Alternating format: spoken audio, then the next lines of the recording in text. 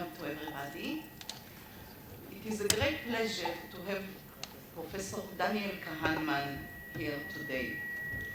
Daniel Kahneman is an Israeli-American psychologist, Professor Emeritus of Psychology at Princeton University, and Nobel Laureate. Steven Pinker, a leading psychology professor at Harvard University, has called Daniel Kahneman one of the most influential psychologists in history, and certainly the most important psychologist alive today. Born in 1934 in Tel Aviv, Daniel Kahneman spent his early years in France, some of these years in hiding during the Nazi occupation. His father died in 1944, and soon after the end of the war, in 1946, the family moved to Palestine. Daniel Kahneman graduated with a bachelor's degree in psychology and mathematics from the Hebrew University in 1954. He then served in the Israeli Defense Forces, IDF, as a psychologist, where he designed and in fact completely revamped the screening test used to predict the performance of prospective army officers.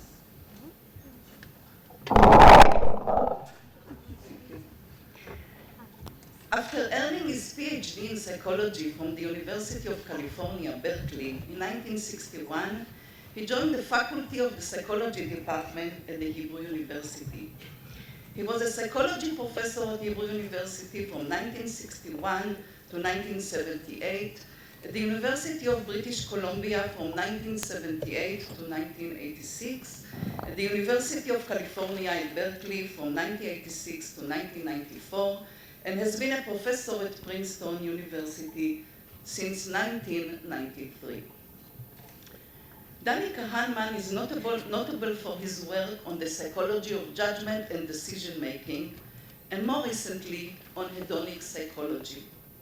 His groundbreaking work with the late Amos Tversky, who died 20 years ago in 1996, focused on decision-making under uncertainty.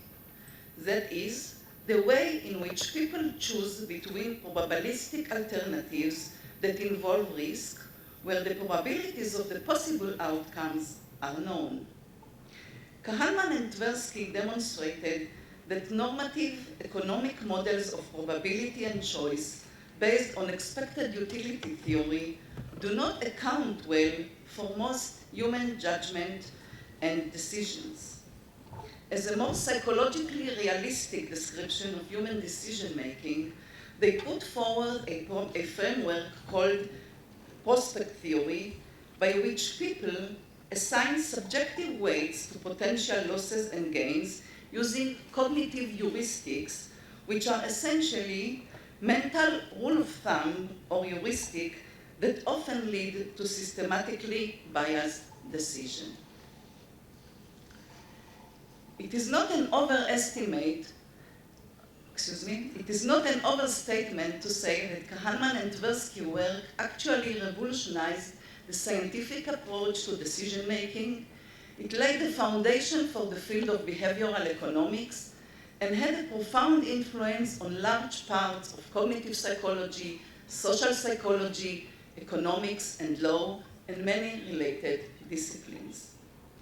In 2002, Daniel Kahneman was awarded the Nobel Prize in Economics, and I cite, for having integrated insights from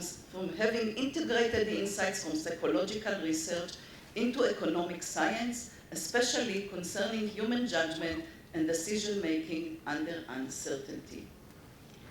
He has been the recipient of many other awards and prizes, both before and after the Nobel. To mention just a few, the Distinguished Scientific Contribution Award of the American Psychological Association in 1982, jointly with Amos Tversky, the Lifetime Contribution Award of the American Psychological Association in 2007, and the Presidential Medal of Freedom in 1913, the highest civilian award of the United States. Kahneman also holds honorary degrees from several universities. Kahneman's recent book, Thinking Fast and Slow, published in 2011, which takes the reader on a fascinating tour of the human mind, is a highly acclaimed international bestseller. It won several awards, including the National Academy of Sciences Best Book Award 1913, and was selected by the New York Times Book Review as one of the best books of 2011. On a final, more personal note, I, among a number of us here, had the privilege to be a student of Danny Kahneman at the Hebrew University. In addition to being an excellent creative researcher and a very deep thinker, Danny Kahneman was a wonderful teacher, inspiring and challenging. He was to me, as we say in Hebrew, mori v'rabi, and has had a profound influence on my academic life. It was when taking Danny's experimental psychology class, and later his seminar on perception and attention, that I fell in love with cognitive experimental psychology.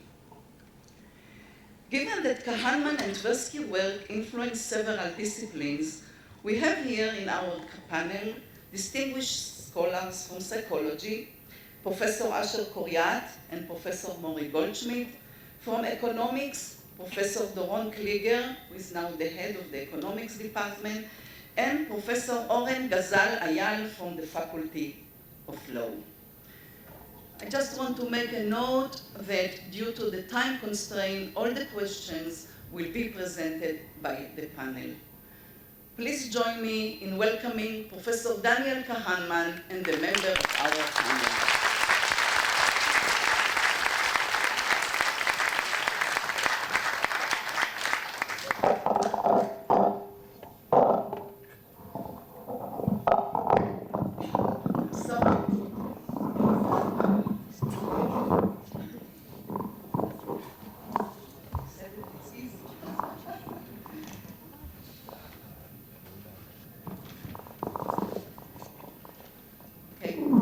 We'll start with our first question given by Professor Mori Goldschmidt from the Department of Psychology. Mori, please. Good afternoon. One of the main messages of your influential work with Professor Tversky is that people are prone to a myriad of systematic cognitive biases that influence their judgments and decisions in a variety of domains, including, of course, economics. This was interpreted by many as implying that people are irrational decision makers, in contrast to the basic assumption of economic theory that people act as selfish but rational agents. In your recent book, Thinking Fast and Slow, you present a complex picture of both the strengths and weaknesses of human reasoning as being the product of the interaction between two underlying systems: a fast, heuristic, and intuitive system 1, and the slower, effortful, and deliberate system 2. Could you please describe the development of your thinking on human rationality and irrationality, and how it is tied to the two systems theory?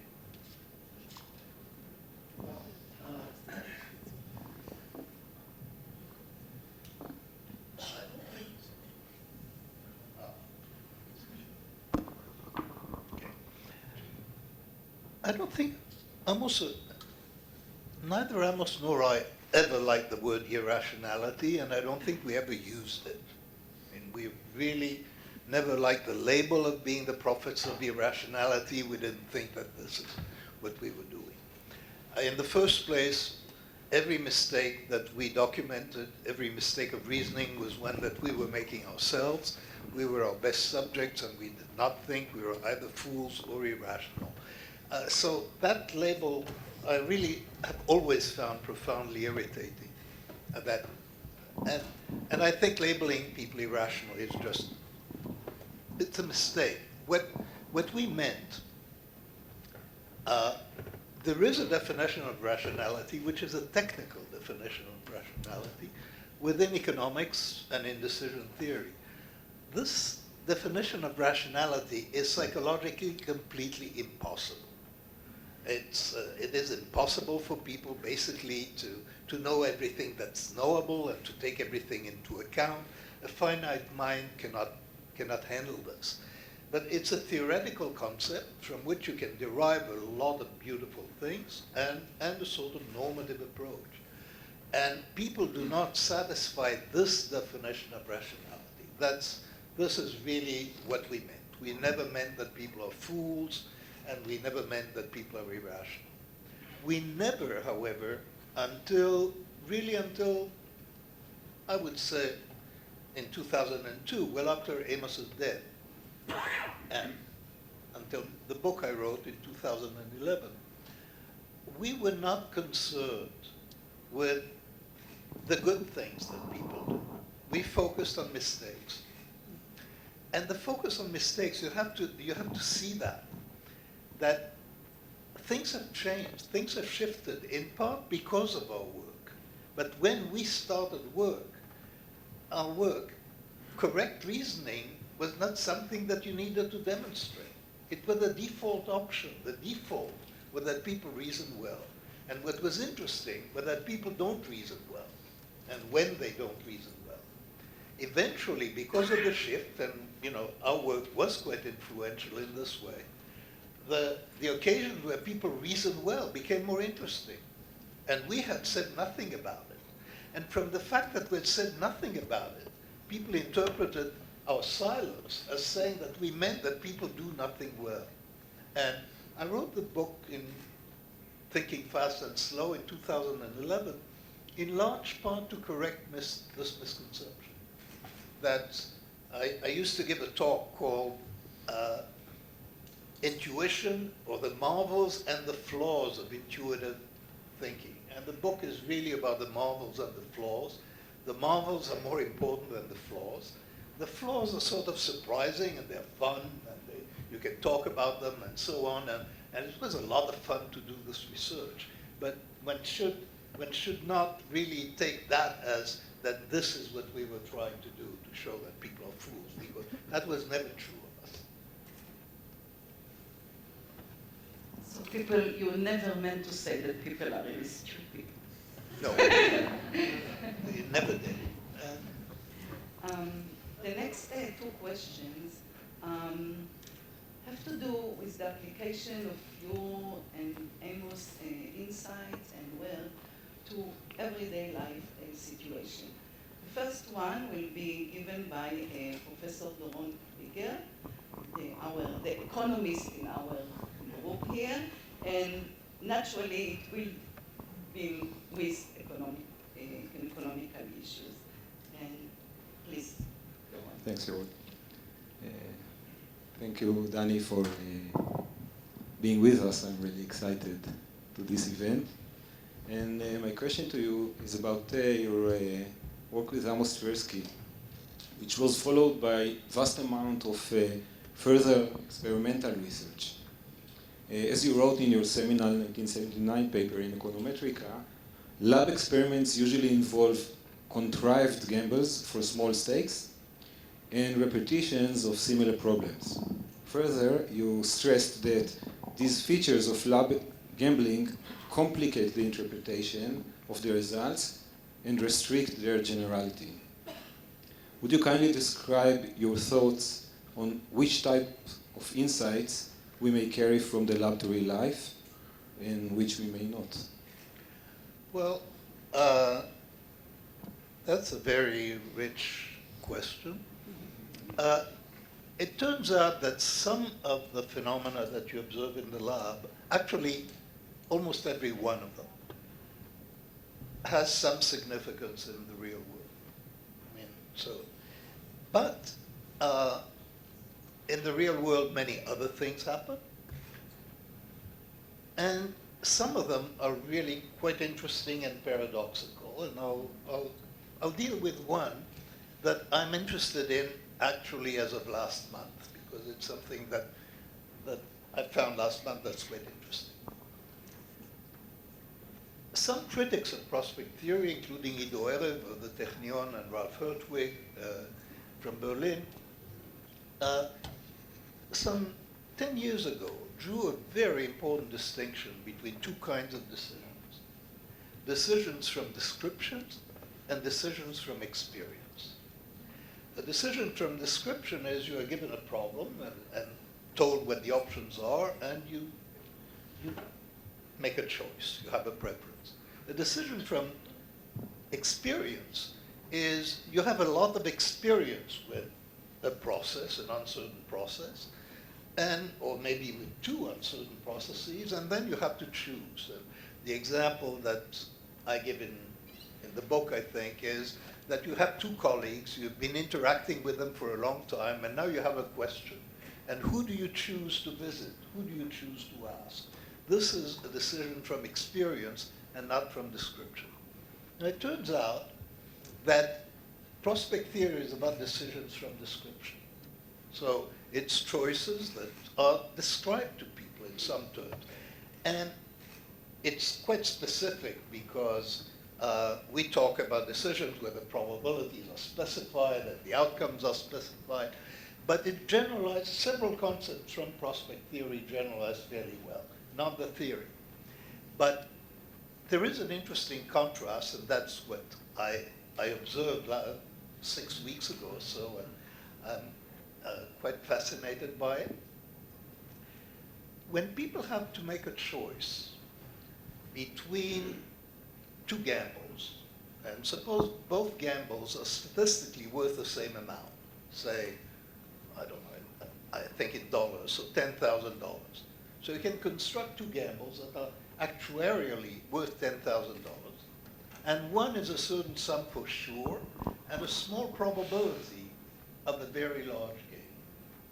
And another is a certain sum for sure, and a small probability of a very large loss. And both of them are statistically worth $10,000. When you give people a choice from description,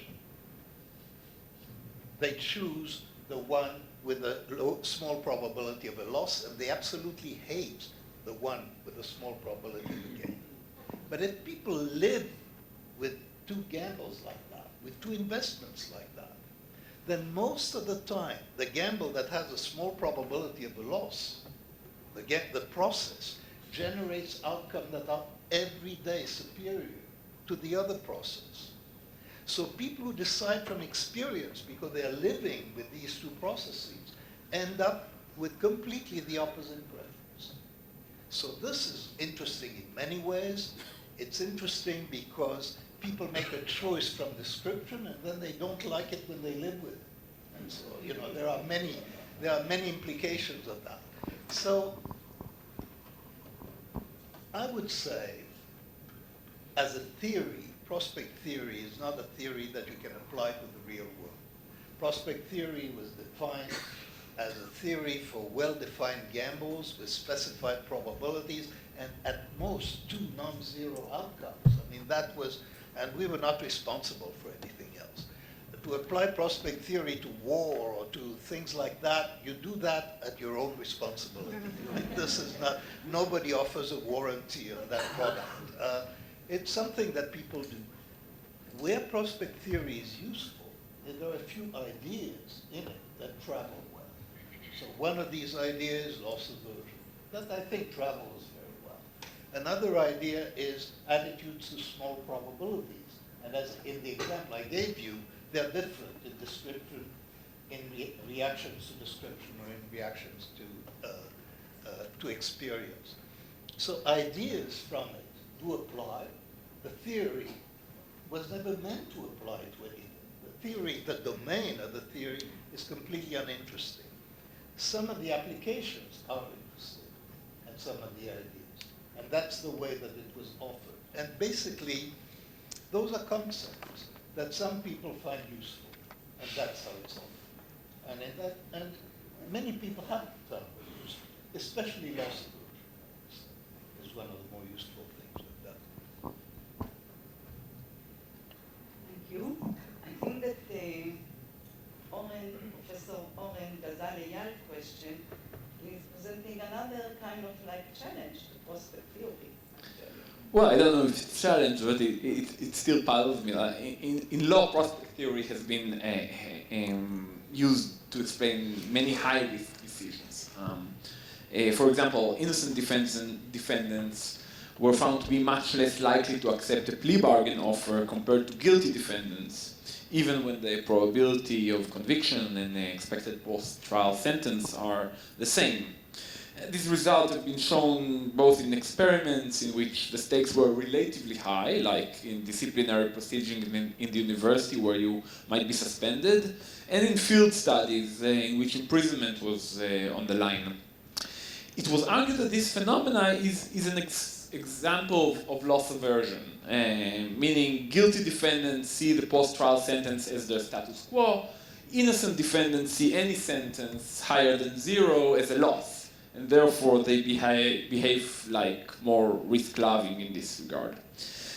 Yet we cannot rule out other explanations for this that might explain this result. And what can you tell us about the applicability of this prospect theory and the way that we can show that it is the explanation in cases, and also not only prospect theory, also other biases and heuristics, in cases of real-life high-stakes conditions outside the lab? Because the point is that the stakes are much higher in these cases. Well, I don't see the challenge. I mean,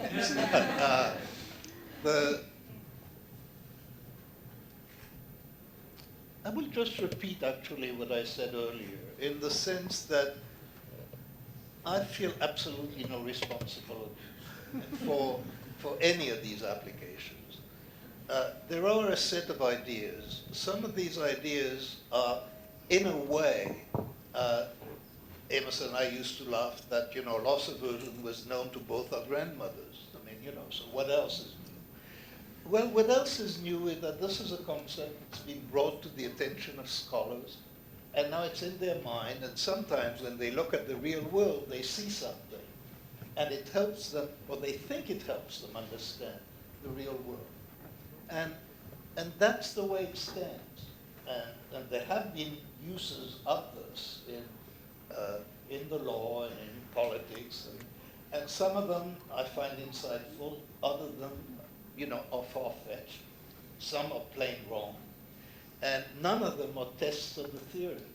So what they are applications of concepts. And the concepts, what is useful in, let me draw a distinction here. When you do theoretical work like Amos and I did in prospect theory, there are certain criteria for the theory. It's not so much that the theory has to be true, but it cannot be refuted by anything that is known when you're doing it. So it's got to account for everything that's known when you're doing it, otherwise you're not doing it properly. And that can take a long time. And it's got to be coherent and new. And if you pass those standards of being unrefuted and coherent and new and reasonably interesting, you're going to get published. That's what makes a paper acceptable. What makes a paper important is completely different. And what makes a paper important is its intellectual impact on others and the ideas they extract from them and what they do with those ideas. Now it turns out that to generate a formal theory of decision making is a very specialized skill. And it's like a skill of competence that you have to pass before you can say something that is real and important, like loss aversion. So you have to be able to prove those things and to impress the editor of Econometrica. But the value of this is the concept, at least in my mind, not perhaps in Amos's mind. Amos was much more of a theorist than I was. I've always been much more interested in the facts and in the applications. But it's very clear that you have a theory, and it's got to be okay, publishable. And then there are the ideas that the theory generates, and that the people who use them are responsible for their use, and if they find them useful, the originators of the ideas are very pleased, and otherwise they don't care. Thank you. Any comments? Okay. So we are moving on with the next question that is going to be presented by Professor Koriat from the Department of Psychology. I'm going to ask a question that I didn't prepare you for because I'm very much interested personally in your answer. The question is this: I've been interested in creativity, in the creative process, and I have argued that when we engage in creative processes, that's what we all do in our work, we usually operate on two levels of experience, searching at one level what we already know at some lower level. And in fact, it's the deeper level that is responsible for the continuity in our thought processes throughout. My question is this: when I read your book, I was very impressed by the fact that you were able to present a very coherent description of the history of your thinking, starting from the time when you were in the Israeli army and did some important work there, going through the work that you did on the perception and attention and social change and education, and of course moving to the work that you have done with Amos Tversky. My question is whether this coherence was really a product of a kind of hindsight, kind of self-analysis that you did to yourself when you tried to write the book, or were you aware of it as you were going? It turns out there is a lot of hindsight there, but when I look back, there was a continuity. There have been some topics that have been interesting to me since I was in my teens. So we were talking earlier about indignation. That when I was a teenager, I was I decided that I wasn't particularly interested in the question of morality and what's good and bad, but I was really interested in indignation. What makes people angry about other people's behavior? I decided that at an early age that I wasn't concerned with whether God exists or not, but I was really curious about what makes people believe that there is a God. That's a psychological question. So some of these questions that I've been asking have been lifelong.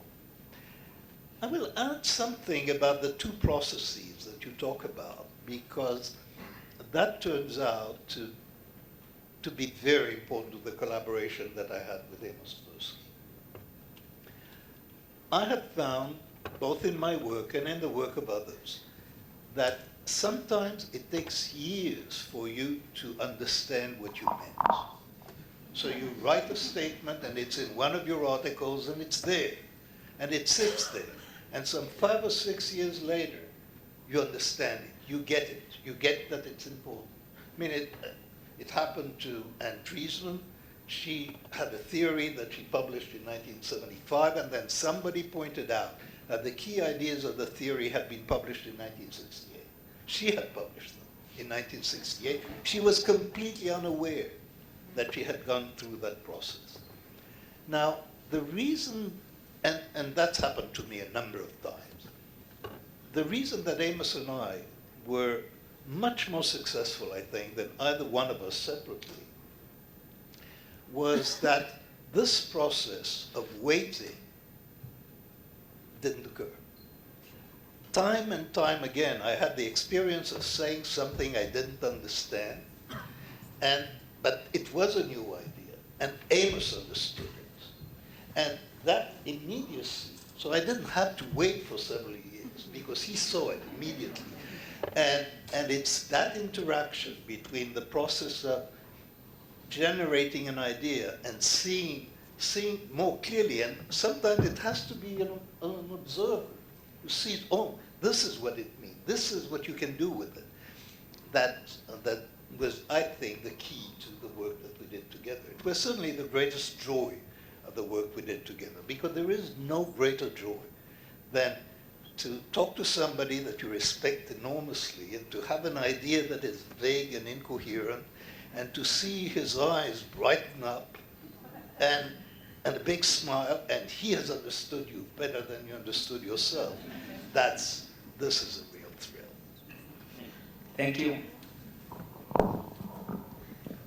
Asher, are you interested in presenting the question that you did prepare? Because it's nice time to present it now, I think. I know they want. You have a microphone. You see, you need somebody else to tell you.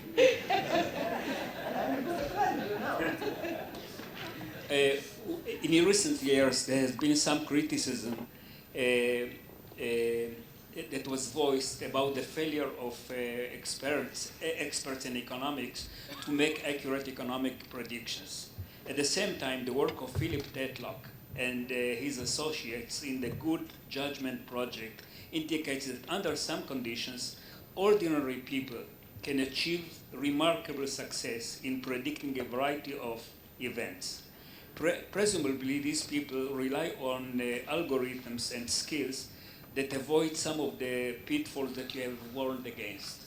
My question is whether you think that it's possible to train people to make good judgments, and do you think that there are other implications of the work of Philip Tetlock? Yeah, well, I should say Phil Tetlock is one of my best friends, and I'm interested in everything that he does.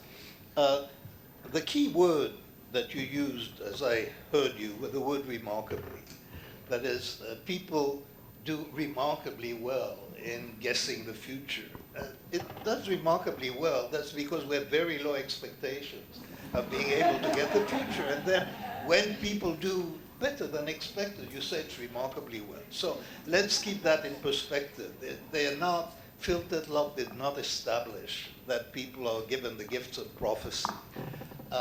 They can do better than other people, including the CIA, by the way. They can do better than other people in guessing events within a frame of a few months. And that's what they can do. I think that the ability of people to predict the long-term future and so on, when they're predicting details, I think is really Phil Tetlock, in fact, showed in previous work. That ability is completely negligible. Now, can people be trained? Yes. There is a book, and I really recommend it, the book Super Forecasting. It's The Art and Science by Phil Tetlock and the co-author. It's an important book, and I recommend it.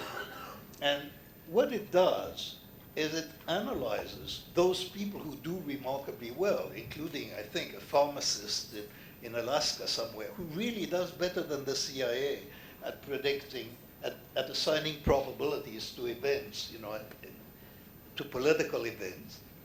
And there is no magic. It's not intuition. She does her homework.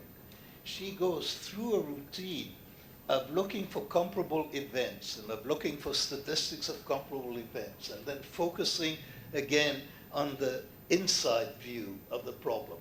Those are concepts that I introduced actually, inside and the outside view of the problem. Alternating between those two turns out to be very useful. So there are certain things that people can be trained to do, and there are some people who are much better at it than others. Not everybody can be trained, but even those, this Phil Tetlock has not in a profound way changed my view that the world is much more uncertain than we think.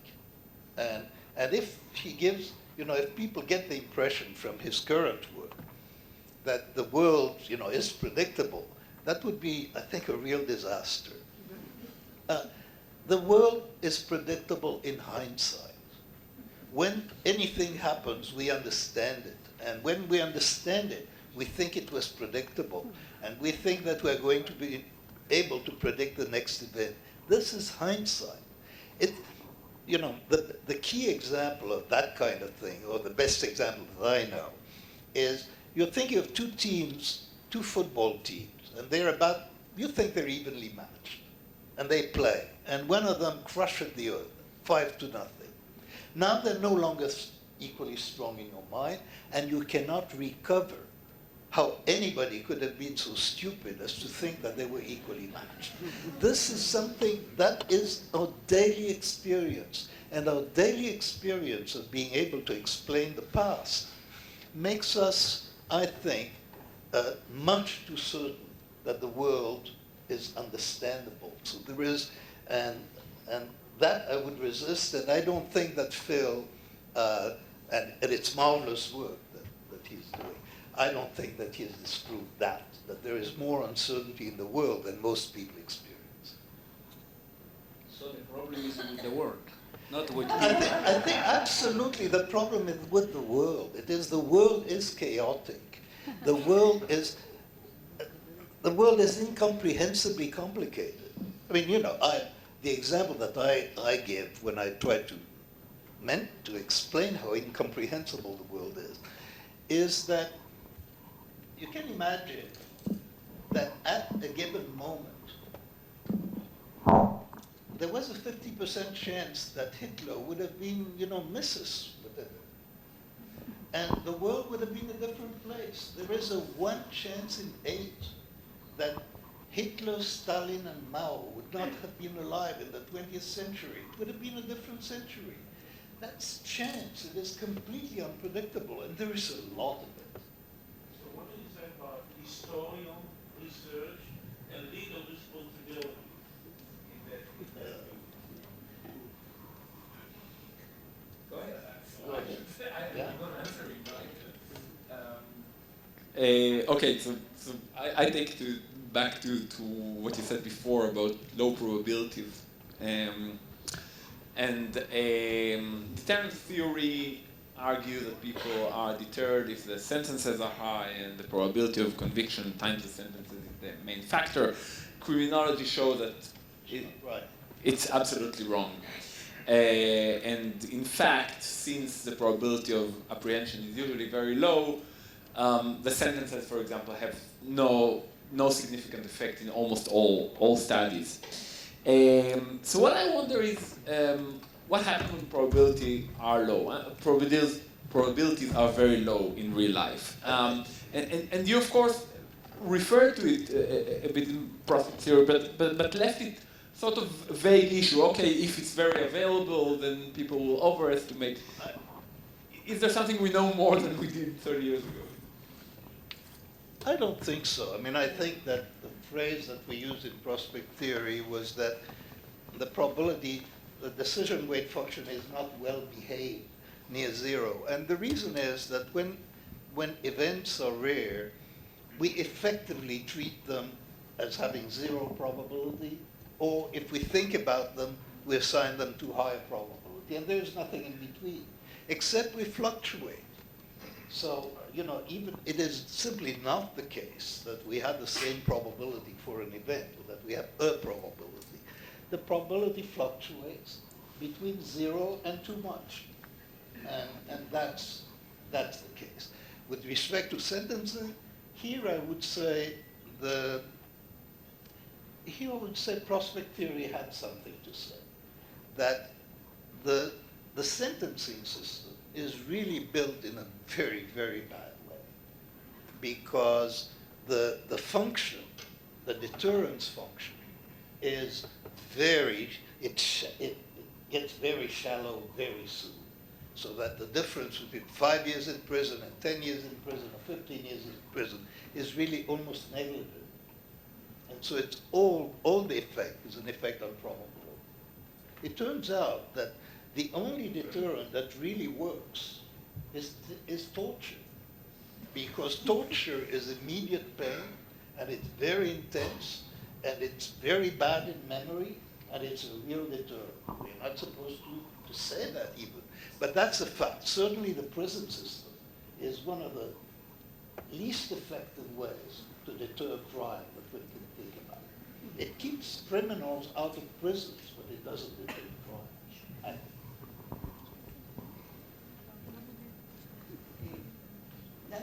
Danny Kahneman's more recent work has moved away from decision-making to focus on the psychology of happiness and well-being. Our next question is going to address this well. Please. As a memory researcher, I was intrigued by the distinction you draw between two different selves, the experiencing self and the remembering self, and the implication that even something as basic and personal as our ongoing feelings of pleasure and pain may later be both biased and dominated by the reconstructive nature of human memory. Could you please briefly explain these ideas and perhaps also explain what led you to turn to this avenue of research? And to what extent does it incorporate or extend insights from your earlier work on cognitive biases in judgment and decision making?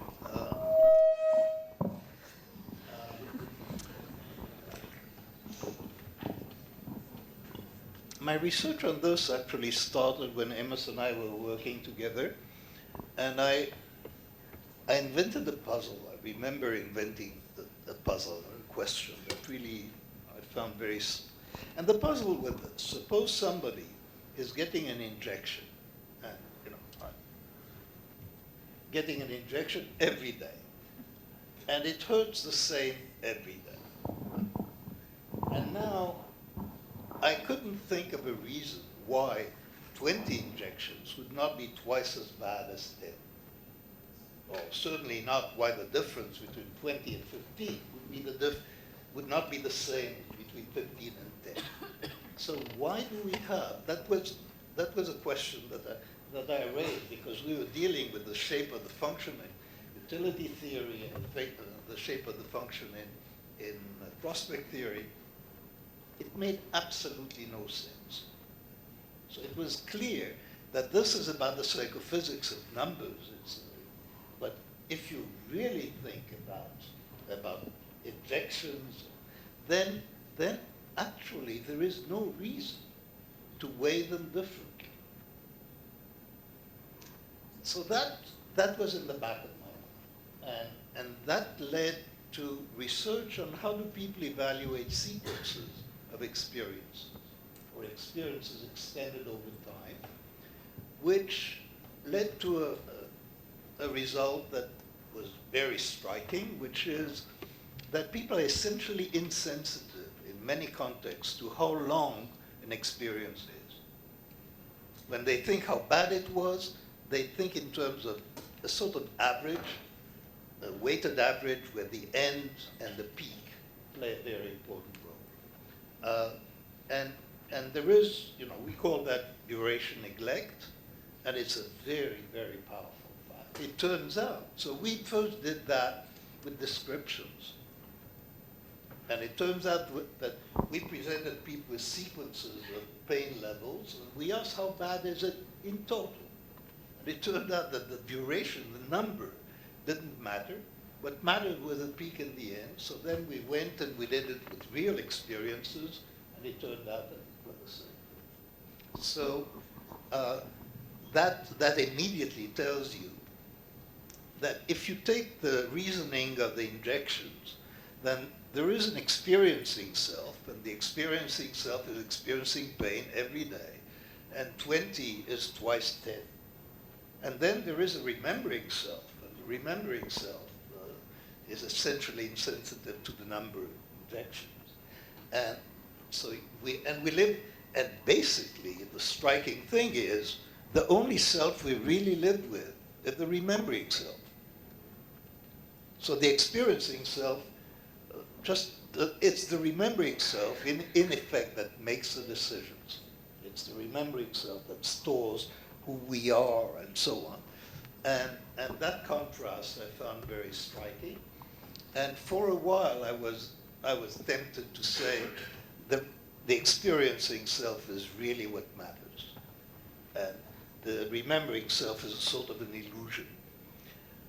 But then, I said that when I was very young, around 75 or so, and then I grew up and I reached the conclusion that what people really care about is the remembering self. They really care about their memories much more than about their experiences. And that it sort of doesn't make sense to have a theory of well-being that is not something that people care about. And so I have changed my mind on this quite substantially. That's good to hear, because I doubt you remember this, but I asked you a similar question when you were young several years ago. And I disagreed with you, because I actually thought the remembering self was the important part, because the example I gave was an endoscopic procedure, which I was apparently suffering for quite a few minutes, but because of the sedative that I was given, I had absolutely no memory of it. And as far as I'm concerned, I could go back again every day and do the procedure again, because if I didn't remember it, it didn't happen. That I think I always knew. I mean, I would always agree that. But I would have said that even if you don't remember, the experiencing self is very important. It's more important than the remembering self. And today, I find it very difficult to have a coherent view of well-being, because both of these are important, and I don't know how to weigh that. But I'll give you an example of the kind of questions where this is relevant. You think of your vacation, of your next vacation, and how would you think about your vacation if you knew that at the end of the vacation you'll get an amnesic drug, like the drug you get for an endoscopy, and you won't remember anything and all your pictures will be destroyed? Now, will you go to the same place that you were planning to go if you'll have no memory of it? That is telling you something very important about the weight that you attribute to your experiences and to your memories. I don't have a solution to it, but I offer the puzzle. It's something worth thinking about. So do you think that what we are is our memories? Well, I mean, it's something. It's very odd. Because really the act of living, this is the experiencing self does the living, so you can't really ignore it. But the remembering self is all you're left with. And so it has one attribute, they each have one attribute of reality. That is, one attribute of reality is you experience, that's real. And that reality the memory does not have. But the memory has a permanence, which is another aspect of reality. And neither of them is complete by itself, and I find this very confusing. Actually, my next question was about your long-time collaboration with Amos Tversky. And in fact, you talked about it already, but if you want to add some more, it will be nice. Because, I remember that even as students at the Hebrew University many years ago, we realized that the two of you had a very special relationship. And a few days ago, I found out that Michael Lewis' book about this exceptional collaboration is titled The Undoing Project, a Friendship That Changed Our Mind. And this book is going to be released this December. It's good to announce it now. And if you feel like telling us a bit more, what made this collaboration so special? And what do you think about the value of collaborations in general?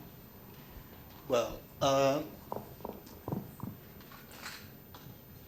Amos and I discovered very early on that we just really enjoyed each other's company. That was true for both of us. We found each other very interesting. He was very funny. That played a very important role in our relationship. He was very funny. He was funny everywhere. I'm normally not funny, but I was very funny with him. And so we were laughing most of the time. Our work was continuously amusing. There was a sort of irony of playfulness. And that gave us, so there was that. There was an enormous amount of respect in the sense that I know that was a very unusual experience because both Amos and I mean, I'm sure you know that as our students, were very critical. He was even worse than I was, I think. But but I was critical enough. And when we were together, I don't think either of us ever dismissed out of hand anything the other one said. There was always the assumption that if the other one has said something, there must be something there. It's worth trying to understand. And that relates to what I was saying earlier. So we were just, so lucky. And then we had somehow fairly complementary skills. We were sufficiently similar that we could understand each other immediately and almost complete each other's sentences. And at the same time, we were sufficiently different that we kept surprising each other, which is, again, very rare. And the combination of skills was very clear. I mean, I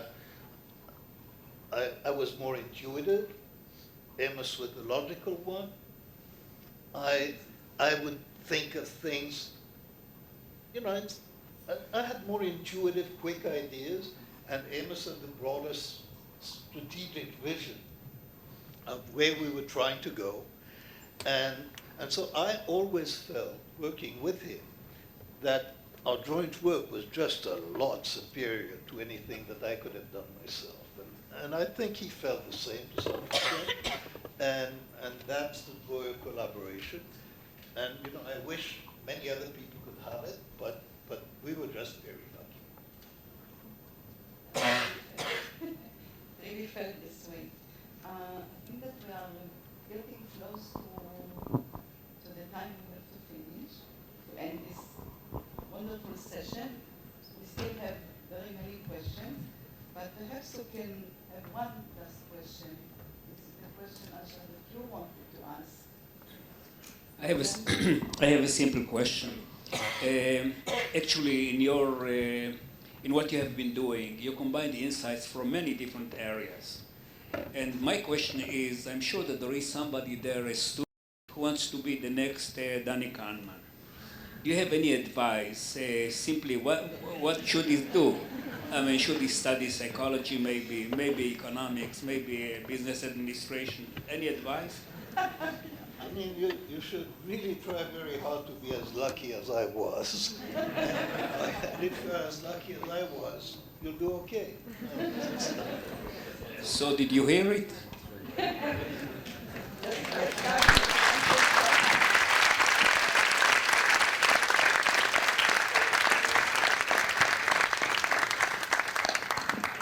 Thank you very much. Thank you all.